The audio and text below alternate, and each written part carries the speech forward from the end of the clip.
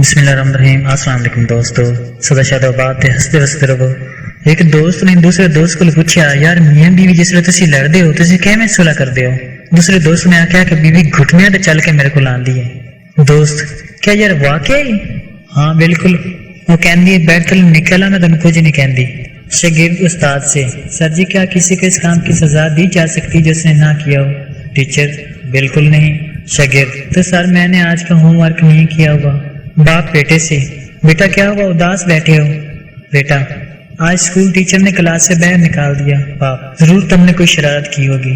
بیٹا: میں تو بس کلاس میں چپ چاپ سو رہا تھا۔ ایک سبزی والا نا کافی دیر تو سبزیوں سے پانی چھڑ کے جا رہا سی۔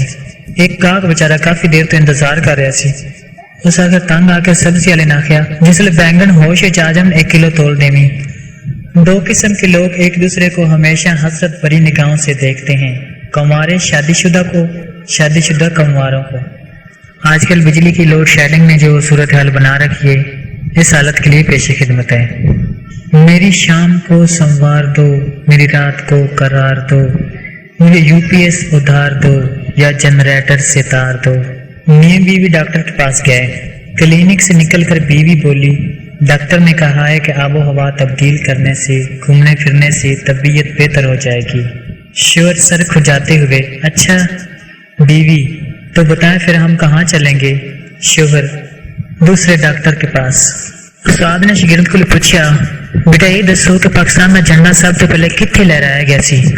بچے نے کافی سوچنے تو بعد جواب دیتا، استاد جی ہوا چ لہرایا گیا سی۔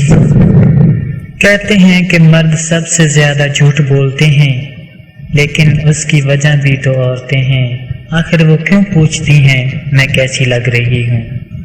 2 سرکاری افسر آپس میں لڑ رہے تھے۔